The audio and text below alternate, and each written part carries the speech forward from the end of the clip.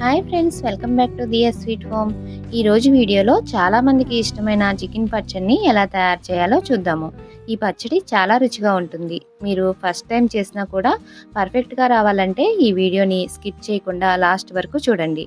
నేను చెప్పబోయే ఈ కొలతలతో ఒకసారి చేసి చూడండి, చాలా బాగా వస్తుంది. ఈ పచ్చడి మనకి ఫ్రిడ్జ్లో పెట్టకపోయినా కూడా 2-3 నెలల వరకు నిల్వ ఉంటుంది. ఇప్పుడు ఇది ఎలా తయారు చేయాలో చూద్దాము. ముందుగా స్టవ్ వెలిగించి ఒక ప్యాన్ పెట్టుకుని అందులో 2 టేబుల్ స్పూన్లు ధనియాలు, ఆ తర్వాత 2 ఇంచుల దాల్చిన చెక్క, 5-6 లవంగాలు, 3 యాలకులు, 1 స్పూన్ జీలకర్ర, 1 స్పూన్ మిరియాలు, 1 స్పూన్ మెంతులు వేసుకుని స్టవ్ని లో ఫ్లేమ్లో పెట్టి వీటిని దోరగా వేయించుకోవాలి. ఇప్పుడు మనం తీసుకున్న ఈ మసాలా దినుసులు 1 కేజీ చికెన్కి కరెక్ట్గా సరిపోతాయి. ఇలా మనం ఈ దినుసుల్ని వేయించుకోవడం వల్ల మనకి మసాలా అనేది మంచి ఫ్లేవర్ వస్తుంది. ఇప్పుడు ఇది ఇలా వేగింది కదా, స్టవ్ ఆఫ్ చేసేసుకొని వీటిని పూర్తిగా చల్లారి పెట్టుకోవాలి. ఇలా చల్లారిన తర్వాత ఒక మిక్సీ జార్లో వేసి మెత్తగా గ్రైండ్ చేసుకోవాలి. ఇప్పుడు ఈ మసాలా పొడిని పక్కన పెట్టేసి ఇప్పుడు 1 కేజీ బోన్లెస్ చికెన్ తీసుకొని చికెన్ని ఇలా చిన్న చిన్న ముక్కలుగా కట్ చేసి 4-5 సార్లు నీళ్ళతో శుభ్రంగా కడిగి పెట్టుకోవాలి. ఆ తర్వాత ఇందులోకి 1 టేబుల్ స్పూన్ ఉప్పు, 1 హాఫ్ స్పూన్ పసుపు వేసుకొని ఈ చికెన్ ముక్కలకి ఈ ఉప్పు పసుపుని ఈ విధంగా పట్టించాలి. ఆ తర్వాత స్టవ్ వెలిగించి ఒక కడాయి పెట్టుకొని ఇప్పుడు మనం కలిపి పెట్టిన ఈ చికెన్ ముక్కలను వేసుకోవాలి. ఇందులో మనం వాటర్ కానీ ఏమీ వేయాల్సిన అవసరం లేదు. ఇలా చికెన్ ముక్కలు వేసిన తర్వాత ఇలా కలుపుతూ ఒక 2 నిమిషాలు ఉడికించుకుంటే ఇందులో నుంచి మనకి వాటర్ అనేది బయటకు వస్తుంది. ఆ వాటర్తోనే మనకి చికెన్ మొత్తం ఉడికిపోవాలి. చూస్తున్నారు కదా, ఇలా వాటర్ అంతా బయటకు వచ్చింది. ఇప్పుడు ఈ వాటర్ ఎగిరిపోయేంత వరకు చికెన్ ముక్కల్ని ఇలా కలుపుతూ స్టవ్ని మీడియం ఫ్లేమ్లో పెట్టుకుని ఉడికించుకోవాలి.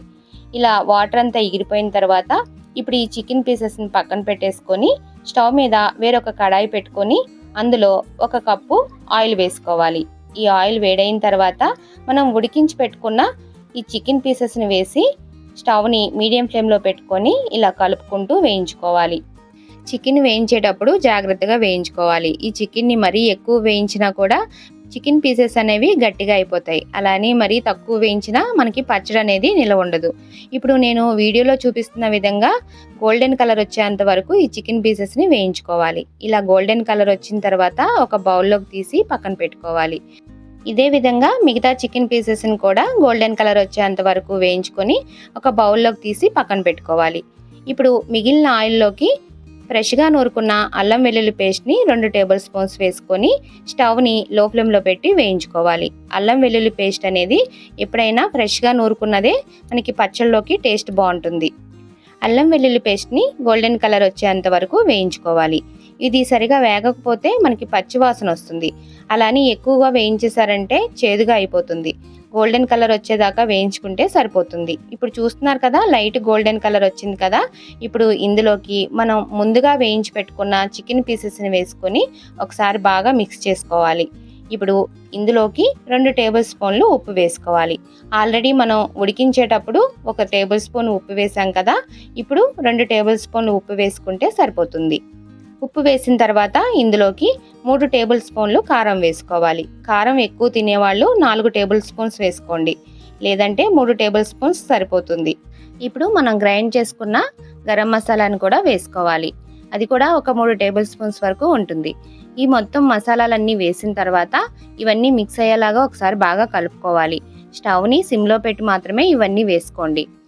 ఇవన్నీ వేసిన తర్వాత 1 నిమిషం పాటు ఇలా కలుపుకొని స్టవ్ ఆఫ్ చేసేసుకోవాలి. స్టవ్ ఆఫ్ చేసిన తర్వాత ఇది పూర్తిగా చల్లారి పెట్టుకోవాలి. ఇది చల్లారే లోపు మీడియం సైజు నిమ్మకాయలు ఒక 3 తీసుకొని వాటి రసం తీసి పక్కన పెట్టుకోవాలి. మీరు పెద్ద నిమ్మకాయలు తీసుకుంటే ఒక 2 సరిపోతాయి. ఇప్పుడు పచ్చడి పూర్తిగా చల్లారింది కదా, ఇలా చల్లారిన తర్వాత మాత్రమే ఈ నిమ్మరసం వేసుకోవాలి. ఇప్పుడు నిమ్మరసం వేసి కలిపిన తర్వాత ఒక గాజు సీసాలో పెట్టి నిల్వ చేసుకుంటే మనకి ఈ పచ్చడి 3 నెలల వరకు పాడవకుండా ఉంటుంది. చూసారు కదా ఎంత సింపుల్గా తయారు చేసుకోవచ్చో. ఈ చికెన్ పచ్చడి రైస్లోకి చాలా టేస్టీగా ఉంటుంది. ఇప్పుడు నేను చెప్పిన ఈ కొలతలతోటి మీరు కూడా ఇంట్లో ఒకసారి ట్రై చేసి మీకు టేస్ట్ నచ్చింది లేనిది నాకు కామెంట్ సెక్షన్లో తెలియచేయండి. అలాగే ఈ వీడియో కనుక నచ్చితే ఒక లైక్ చేయడం మాత్రం మర్చిపోకండి. నా ఛానల్ని ఎవరైనా మొదటిసారి చూస్తుంటే నా ఛానల్ని సబ్స్క్రైబ్ చేసుకొని పక్కనున్న బెల్ ఐకాన్ కూడా క్లిక్ చేసి ఆల్ అనే ఆప్షన్ కూడా సెలెక్ట్ చేసుకోండి. అలా చేయటం వల్ల నేను ఎప్పుడు వీడియో అప్లోడ్ చేసినా మీకు వెంటనే నోటిఫికేషన్ వస్తుంది. Thank you for watching.